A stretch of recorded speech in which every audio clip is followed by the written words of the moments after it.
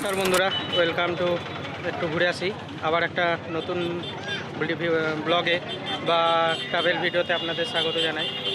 আজকে আমরা একটা বিশেষ স্পেশাল জায়গা, যেটা হচ্ছে দ্বাদশ শিবলিঙ্গ দেওঘর বৈদ্যনাথ ধাম। তো যাওয়ার পথে ত্রিকুট পর্বত, বাসুকীনাথ, তপবন, নলক্ষা মন্দির, অনেক কিছু আরও অনেক সাইট সিন আছে, সেগুলো সব দেখাবো। তার সাথে হোটেল কি ভালো সস্তায় ভালো হোটেল সেটা দেখাবো, কি আছে এবং খাবার কোথায় ভালো খেতে পারবেন সেটাও দেখাবো। সমস্ত কিছু A to Z ডিটেলস থাকবে, যাতে আপনাদের আসতে অন্য ভিডিও দেখতে না হয় বা অসুবিধা না হয়। তাই ভিডিওটা মন দিয়ে না স্কিপ করে দেখতে থাকুন। আমরা এখন রয়েছি রানীশ্বরে। এরপর আমরা এখান থেকে গাড়ি ছাড়বে, গাড়ি সোজা চলে যাব আমরা ম্যাসেঞ্জর হয়ে বাসুকীনাথ। প্রথম আমাদের দর্শনীয় স্থল বাসুকীনাথ, সেখানে গিয়ে আপনাদের সমস্তটা দেখাবো। ম্যাসাঞ্জোর পেরিয়ে আমরা চললাম দেওঘর যাওয়ার উদ্দেশ্যে। প্রথম গন্তব্য বা প্রথম দর্শনীয় স্থান বাসুকীনাথে। যাওয়ার পথে অপরূপ প্রাকৃতিক দৃশ্য আপনারা দেখতে পাবেন। শুরুতেই বলে দিই, আমাদের কোথাও যখন যাই তখন আমাদের প্রথম সমস্যা হয় কোন দিক দিয়ে যাব, কিভাবে যাব। তো আর সেই সমস্যার সমাধান আমি দূর করব। তো এই যে বাঁ দিকে দেখতে পাচ্ছেন ম্যাসাঞ্জোর ড্যামের অপরূপ দৃশ্য। তাছাড়াও ওই দিকটা আরও সুন্দর আছে, আপনারা নেমে দেখতে পারেন। তো প্রথমেই সড়ক পথে বলে রাখি, দুদিক দিয়ে যাওয়া যায়। একটা হচ্ছে আসানসোল যোশীডি হয়ে, আর আরেকটা হচ্ছে ম্যাসাঞ্জোর দুমকা হয়ে। তো প্রাকৃতিক সৌন্দর্য যদি দেখতে চান তাহলে এবং সহজভাবে সমস্তটা পরপর পড়বে, সেক্ষেত্রে ম্যাসাঞ্জোর দুমকা হয়ে যাওয়াই ভালো। তো প্রথমে আমরা চলে এসেছি বাসুকীনাথ ধামে। মেন রোড থেকে ডান দিকে 1 কিলোমিটার ঢুকেই হচ্ছে বাসুকীনাথ ধাম। এখানে বড় গেটও আছে, লেখাও আছে বাসুকীনাথ ধাম। আপনাদের চিনতে বা জানতে কোনো অসুবিধা হবে না। এবং প্রথমে আরেকটা গুরুত্বপূর্ণ কথা বলে রাখি প্রত্যেকের উদ্দেশ্যে, যে যদি হাতে সময় থাকে বা খুব তাড়া না থাকে তাহলে সম্পূর্ণ ভিডিওটা স্কিপ না করে দেখবেন। আর যাদের খুবই তাড়া রয়েছে তারা স্কিপ করতে পারেন।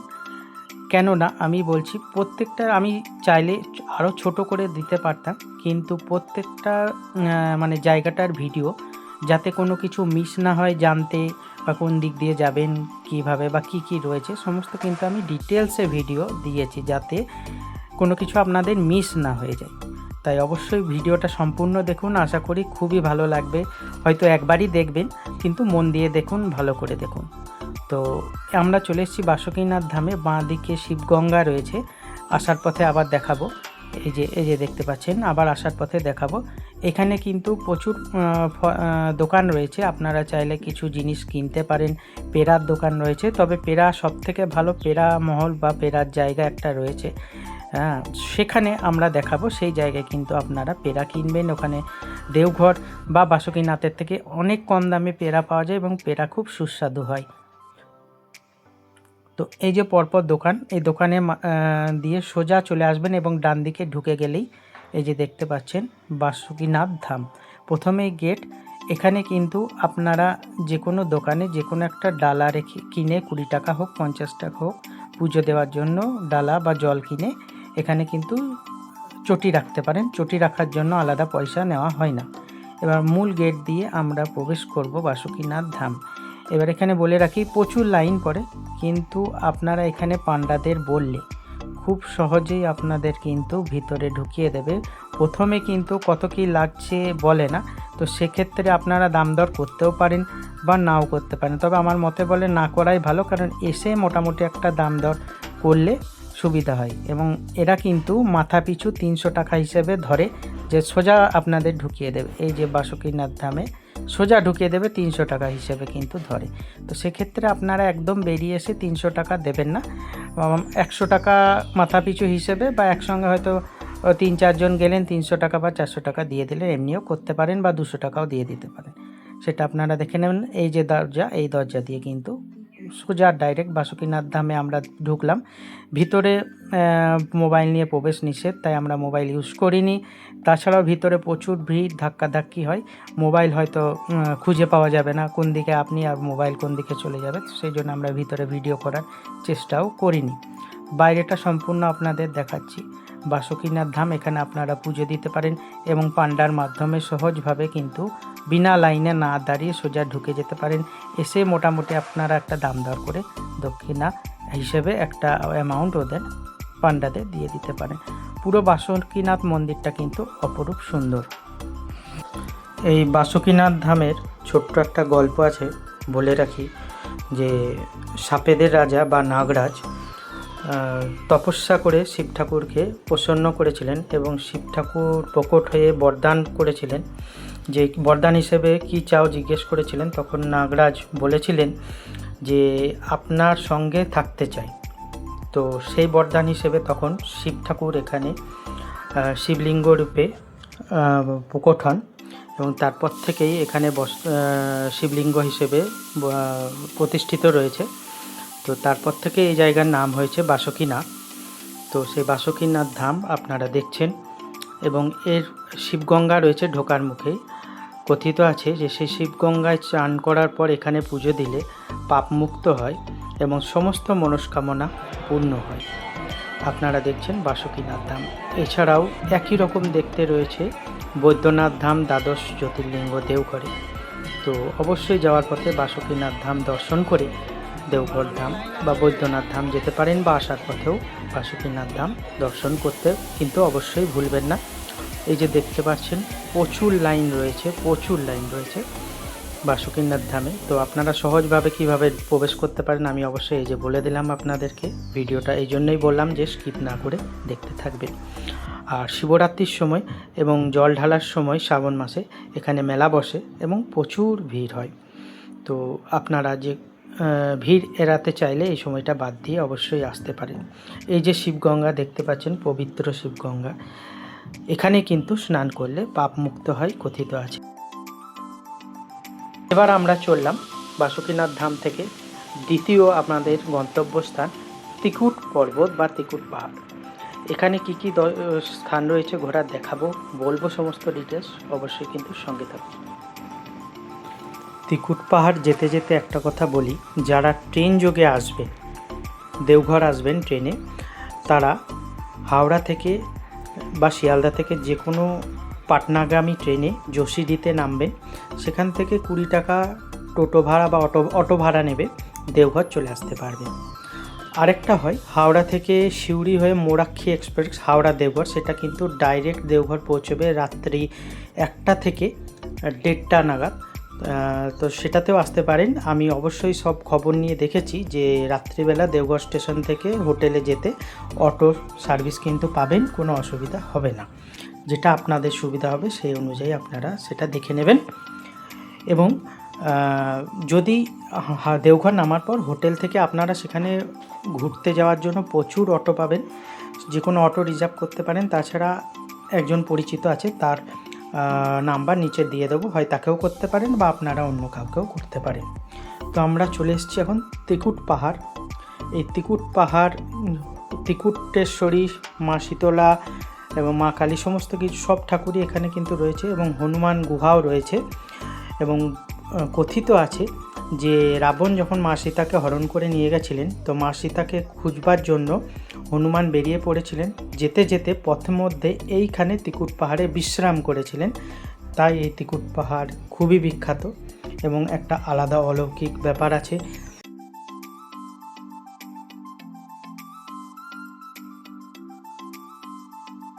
এই যে ঝর্ণার জল, এই ঝর্ণার জলেও কথিত আছে যে পেটের দুরারোগ্য কিন্তু এই ঝর্ণার জল খেলে চলে যায়। এবং এই জল কোথা থেকে আসছে, কিভাবে আসছে, এর উৎস কিন্তু বৈজ্ঞানিকরাও কিন্তু খুঁজে পাননি। তো এটাও একটা অলৌকিক বিষয় ত্রিকুট পাহাড়ের। এবার আমরা ত্রিকুট পাহাড় থেকে যাব তপবনের উদ্দেশ্যে। ত্রিকুট পাহাড় থেকে একটু বাঁ দিকে রাস্তা হচ্ছে, একটু এগিয়ে গিয়ে বাঁ দিকে রাস্তা হচ্ছে তপবন। আপনারা দেওঘর থেকে অটো রিজার্ভ করলেও বুঝতে পারবেন, বা আপনারা যদি বাই কার আসেন, নিজেদের কার বা রিজার্ভ করে, সেক্ষেত্রেও ত্রিকুট পাহাড় পরেই বাঁ দিকে তপবনের রাস্তা দেখছি। আমরা চলে এসেছি এখন তপবনে। এবং ত্রিকুট পাহাড় সম্বন্ধে আরেকটা বিশেষ তথ্য দিয়ে রাখি, ত্রিকুট পাহাড়কে কিন্তু জ্যান্ত পাহাড়ও বলা হয়, কারণ প্রতি বছর একটু একটু করে এই পাহাড় কিন্তু বাড়তে থাকে। ব্রহ্মা, বিষ্ণু, মহেশ্বর এই পাহাড়ও ত্রিকুট পাহাড়ের নাম। তাছাড়াও ত্রিকুট পাহাড় থেকে কিন্তু প্রত্যেক দিন সকাল 8টার মধ্যে কিন্তু বেলপাতা বৈদ্যনাথ ধামে বা দেওঘরে কিন্তু যাই, তবেই কিন্তু বৈদ্যনাথ ধামের পুজো হয়। তো এবার আমরা চলে এসেছি তপবন। তপবন সম্পর্কে আপনাদের সমস্ত ডিটেলস দেবো এবং সমস্ত ডিটেলস বলবো। তপবনে নেমে আপনারা ভাত খাবার হোটেলও পাবেন, বিভিন্ন দোকান দেখতে পাচ্ছেন এবং এই সোজা পথ ধরে কিন্তু পাহাড়ের উপরে তপবনে পৌঁছে যাবেন। এই তপবন সম্বন্ধে আপনাদের আগে আমি ডিটেলস বলছি। এই তপবন সম্পর্কেও কিন্তু দুটি তথ্য রয়েছে। রামায়ণকালের তথ্য অনুযায়ী যে রাম, সীতা এবং লক্ষ্মণ যখন বনবাসে ছিলেন তখন এখানে বেশ কিছুদিন ছিলেন এই তপবনে। আরেকটা তথ্য রয়েছে, সেটা হচ্ছে যে রাবণ এই তপবনে তপস্যা করেছিলেন ভগবান শিবের। তখন সেই তপস্যা ভঙ্গ করার জন্য হনুমানজি এখানে এসেছিলেন এবং রীতিমতো সেই তপস্যা ভঙ্গ করার জন্য তাণ্ডব চালিয়েছিলেন। সেই তাণ্ডবের ফলস্বরূপ এখানে কিন্তু এখনও সেই চিহ্ন পাওয়া যায়, বিভিন্ন পাথর ছিন্ন বিচ্ছিন্ন হয়ে বিক্ষিপ্তভাবে ছড়িয়ে আছে, যেটা আগে আপনারা ভিডিওতে দেখতে পাবেন। এবং রাম, সীতা, লক্ষ্মণ যখন এসেছিলেন সেখানে যেখানে ছিলেন সেই সীতার গুহা, সেটাও কিন্তু আপনারা দেখতে পাবেন, আমরা দেখাবো আপনাদের। আরেকটা ছোট্ট জিনিস মিস করে গেলাম, সেটা বলে রাখি। ত্রিকুট পাহাড়ে কিন্তু গাইড রয়েছে, তো আপনারা চাইলে যদি কিছু জানতে চান এক্সট্রা, ভিডিওতে এখন তো সবাই জানতে পারেন, তাছাড়া সামনাসামনি যদি জানতে চান তবেই গাইড নেবেন। তাছাড়া কিন্তু 280-300 টাকা দিয়ে গাইড নেওয়ার কোনো মানে হয় না। খুব সামনেই রাস্তা, সামান্যই সিঁড়ি, সামান্যই পাহাড়। গাইড কিন্তু আপনাদের প্রচুর ভয় দেখাবে এবং বহু কিছু বলবে, বান্দর কামড়াবে বা বান্দরের এই ইঞ্জেকশন হ্যান ত্যান বিভিন্ন রকমভাবে আপনাদের ভয় দেখানোর চেষ্টা করবে। তো আপনারা ভয় খাবেন না, আপনারা চাইলে গাইড নাও নিতে পারেন। বিনা গাইডে ওখানে বান্দরকে কিন্তু কোনো উৎপাত নেই, আপনার হাতে খাবার থাকবে তবেই সে কার্ড নিতে আসে, তাছাড়া কিন্তু বান্দরের কোনো উৎপাত নেই। এবার চলে আসি ফের তপবনে। এই যে তপবনে এই যে গুহাটি ঢুকছে সবাই দেখছেন, আমরাও ঢুকবো। এই গুহাতে কিন্তু কথিত আছে যে সীতা মা এখানেই কিন্তু বিশ্রাম নিয়েছিলেন, এখানেই ছিলেন এই যে গুহার ভিতরে। তাই এখানে কিন্তু মা সীতাকে সবাই প্রণাম করেন। এখানে এই যে ভিতরে ঢুকতে হয় গুহার ভিতরে, এইটা কিন্তু একটা অপরূপ দৃশ্য, মন পবিত্র হয়ে যাওয়ার মতন জায়গা। এই যে সবাই প্রণাম করছে এবং এখানে কিন্তু কথিত আছে যা আপনার মনস্কামনা থাকবে এখানে বললে সেটা কিন্তু পূরণ হয়।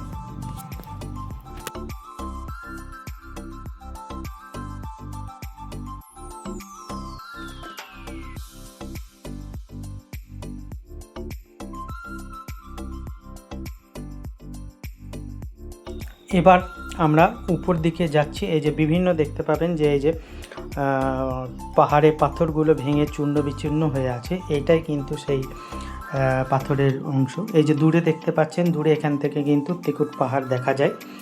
এছাড়া এই যে পাহাড়ের ভঙ্গ যে দৃশ্য দেখতে পাচ্ছেন ছোট ছোট অনেক, এটাই কিন্তু হনুমানজি তাণ্ডব চালিয়েছিলেন। উপরে রয়েছে, আপনারা উপরে চাইলে যেতে পারেন বা নাও যেতে পারেন। উপরেও কিন্তু একটা হনুমান গুহা রয়েছে এবং হনুমান মন্দির রয়েছে, অনেকটা উপরে যেতে হয়, তাই আপনারা চাইলে যেতে পারেন। বা অনেক যারা অসুস্থ রয়েছে, হার্টের প্রবলেম রয়েছে বা বয়স্ক মানুষ রয়েছে, তাদের আমি না যাওয়ারই পরামর্শ দেব। তাছাড়া কিন্তু সবাই চাইলে, যারা সুস্থ এবং বয়স অত নয় তারা কিন্তু অবশ্যই কিন্তু চাইলে যেতে পারে। আর এই যে দূর থেকে কিন্তু গোটা পাহাড়ের দৃশ্য অপরূপ সুন্দর লাগে, এটা কিন্তু মিস করবেন না।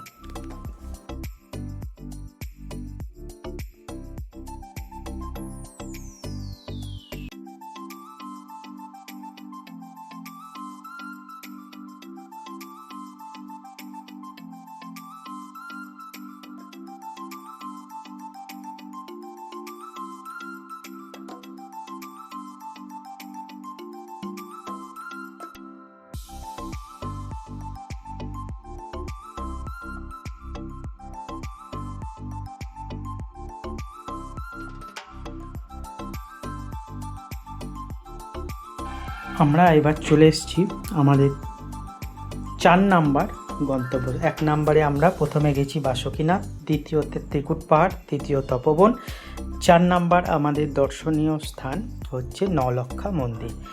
সেই সময় এক বাইজি 9 লাখ টাকা দিয়ে এই মন্দির তৈরি করেছিলেন, তাই সেই থেকে নাম হয়েছে নলক্ষা মন্দির। এই মন্দির কিন্তু যারা কৃষ্ণ ভক্ত বা ঠাকুর ভক্ত তাদের জন্যে কিন্তু অসাধারণ।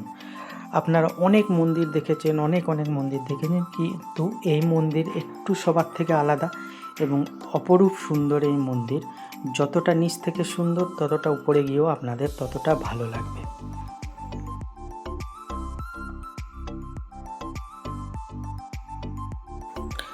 এই যে দূরে দেখতে পাচ্ছেন, আগেকার দিনে রাজা জমিদার বা যে কোনো সময় সে পুকুরের ঘাট বা জলাশয়ের ঘাট, সেটা অপরূপ সৌন্দর্য লাগলো, তাই আমি তুলে ধরলাম আপনাদের সাথে। আশা করি আপনাদের অন্যরকম একটু লেগেছে বা ভালো লেগেছে। তো এই যে নলক্ষা মন্দির, এবার আমরা উপরে যাব। এখানে কিন্তু ঢুকতে কোনো টিকিট লাগে না। আপনারা এখানে জুতো খোলার জন্য যে জুতো দেখভাল করবে তাকে যা ইচ্ছা দান করতে পারেন। এই যে উপরে ওঠার সময় এই যে প্রথমে যিনি এই মন্দির গড়েছেন তার কিন্তু মূর্তি রয়েছে। তারপর আমরা সোজা উপরে চলে যাব। এই মন্দির সবসময় কিন্তু খোলা থাকে, আপনারা যখন খুশি আসতে পারেন। দেওঘরের প্রত্যেকটা জায়গা, দর্শনীয় স্থান সবসময় খোলা থাকে। শুধু বলে রাখি, একমাত্র যে অনুকূল ঠাকুরের আশ্রম রয়েছে সেটা কিন্তু দুপুর 12টায় বন্ধ হয়ে যায়, আবার বিকেল 3টেই খোলে। এই যে রাস্তাটা দেখতে পাচ্ছেন নলক্ষা মন্দিরের উপরে, এটা আগেকার দিনে বারান্দা ছিল। এখন এটা কিন্তু হাওয়া মহলও বলা যেতে পারে। জয়পুরের যে রাজস্থানে হাওয়া মহল আছে সেরকমই, কিন্তু এখানে অসম্ভব চারিদিক থেকে হাওয়া। এত গরমের নিচেও কোনো হাওয়া নেই, কিন্তু এখানে অপরূপ চারিধার থেকে হাওয়া মহল বলা যেতে পারে।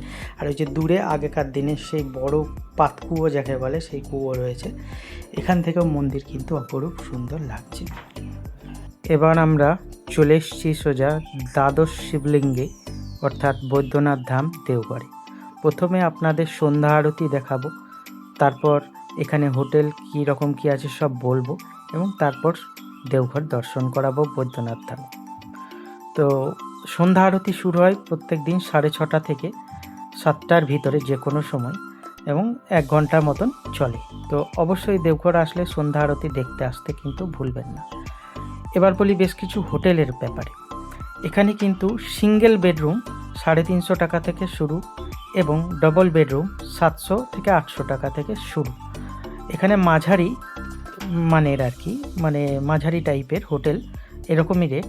আর যদি একটু ডিলাক্স টাইপের বা একটু ভালো বলতে পারেন, খুবই ভালো, বা যারা একটু স্বাচ্ছন্দ্য বোধ করেন ভালো সেই হিসেবে দেখতে গেলে 1500 টাকা থেকে কিন্তু রুম শুরু হচ্ছে, এবং সর্বনিম্ন 1200 টাকা।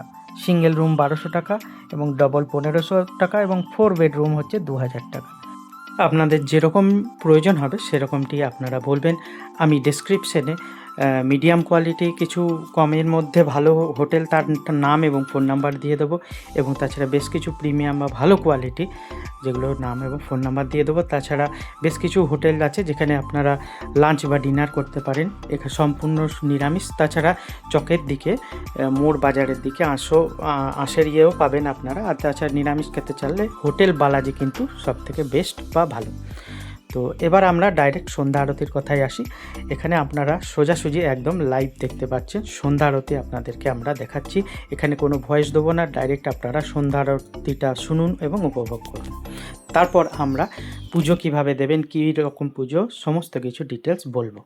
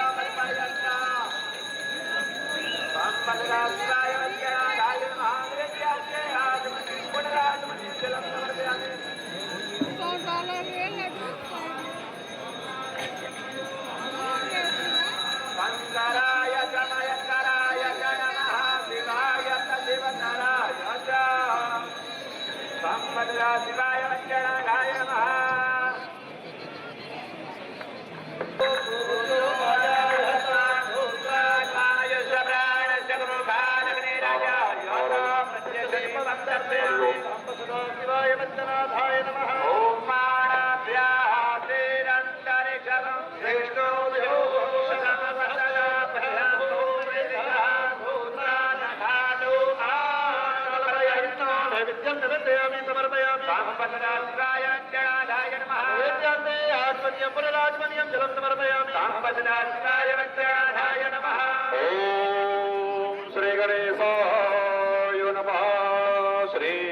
सरस्वत्यै नमः श्रीवेदपुरुषाय नमः श्रीगुरुचरणकमलेभ्यो नमः श्रीबाबा वैद्यनाथाय नमः साम्ब सदा शिवा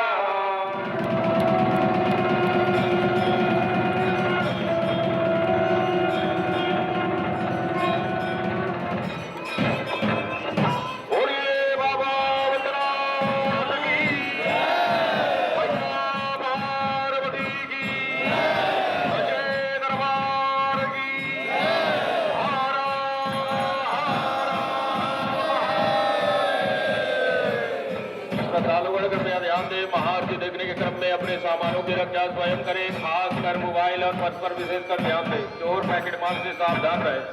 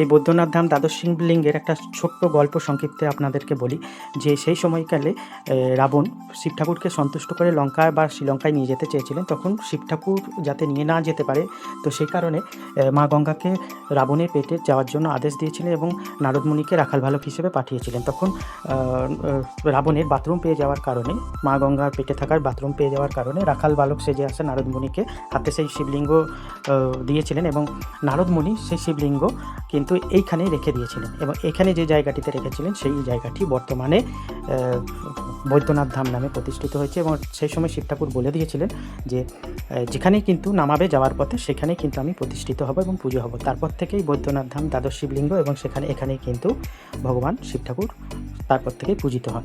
তো এবার বলে রাখি সকালবেলা পুজো দেওয়ার ক্ষেত্রে আপনারা কীভাবে পুজো দেবেন। এখানে কিন্তু দুরকম লাইন আছে, 300 টাকায় ভিআইপি লাইন মাথা পিছু এবং নর্মাল লাইন। যারা বয়স্ক ব্যক্তি আছে, অসুস্থ আছেন, ছোটো বাচ্চা নিয়ে আছেন, তারা কোনো লাইনেই দাঁড়াবেন না আমি বলবো। তার কারণ ভিআইপি লাইনও এখানে মিনিমাম 3.5 থেকে 4 ঘন্টা দাঁড়িয়ে তবে পুজো দিতে হয়। আর নর্মাল লাইন 6 ঘন্টা, 8 ঘন্টা, 10 ঘন্টা, 12 ঘন্টা কোনো ঠিক নেই। সকালে বেরিয়ে সেই সন্ধ্যেই পুজো হয়, তো সেই হিসাবে আপনারা বুঝে নেবেন। আর 20 টাকা, 50 টাকা, 100 টাকার ডালা হয়, সেই হিসেবে পুজো দিতে পারবেন। এখানে 300 টাকার কুপন আছে। এবার 16টা রো এবং উপরে দাঁড়িয়ে সমানে পুজো দিতে হয় ভিআইপি লাইনে 4 ঘন্টা ধরে। তো এটা নর্মাল সময়কালীনই, তো সেই হিসাবে আপনারা দেখে বুঝে নেবেন। আমরাও অবশ্যই দিয়েছি, কারণ এখানে এলে একবার পুজো না দিয়ে যেতে মন চায় না, তো অবশ্যই সেটা আপনারা দেখে নেবেন। আর এই যে দূরে দেখতে পাচ্ছেন, তাছাড়া এখানে আরও 22টি মন্দির আছে, টোটাল 22টি আরও সাইডে এক জায়গাতেই। এখানে মা পার্বতী মন্দির এবং শিব ঠাকুরের ধ্বজা বাঁধা আছে। এখানে পান্ডারা 1100 টাকা চাই যে ধ্বজা বেঁধে দেওয়ার জন্য। এটা আপনারা ব্যক্তিগত বাঁধতেও পারেন, আমরা কিন্তু বাঁধিনি, আপনারা নাও বাঁধতে পারেন, তো ডাইরেক্ট পুজোও দিতে পারেন। তো সেই হিসেবে আপনারা দেখবেন। আর ভেতরে কিন্তু খুব ধাক্কাধাক্কি হয় গর্ভগৃহে, তো সেখানে কিন্তু পুজো দেওয়া খুব একটা যায় না, তো সেই হিসেবে আপনারা দেখে নেন। এবার আমরা এখান থেকে পুজো দিয়ে একটু রেস্ট করে তারপর আমরা চলে যাব হচ্ছে আশ্রমে, অনুকূল ঠাকুরের আশ্রম। এটা কিন্তু 12টা থেকে 3টে অবধি বন্ধ থাকে, সেই হিসেবে প্ল্যানিং করবেন। তো ভিতরে কিন্তু ছবি বা ভিডিও করা যায় না, তাই আমরা দেখাতে পারিনি। আপনারা কিন্তু 12টা থেকে 3টে বাদ দিয়ে সকাল দিকে বা বিকেল দিকে অবশ্যই দর্শন করতে যাবেন। অনুকূল ঠাকুরের আশ্রম। এটা কিন্তু খুব সুন্দর এবং সবথেকে বড় আশ্রম অনুকূল ঠাকুরের। তো আপনারা কিন্তু এটা দেখতে ভুলবেন না। এই যে আশা করি সম্পূর্ণ ভিডিও আপনাদের বোঝাতে দেখাতে পেরেছি। ভিডিওটি ভালো লাগলে লাইক, শেয়ার এবং সাবস্ক্রাইব করতে ভুলবেন না। কোনো প্রশ্ন থাকলে, জিজ্ঞাসা থাকলে বা জানবার থাকলে নিচে কমেন্ট বক্সে অবশ্যই কমেন্ট করতে ভুলবেন না। আমি অবশ্যই আপনাদের উত্তর দিয়ে হেল্প করব। ভিডিওটি দেখার জন্য অসংখ্য ধন্যবাদ। আবার দেখা হবে নতুন একটা ভিডিওতে।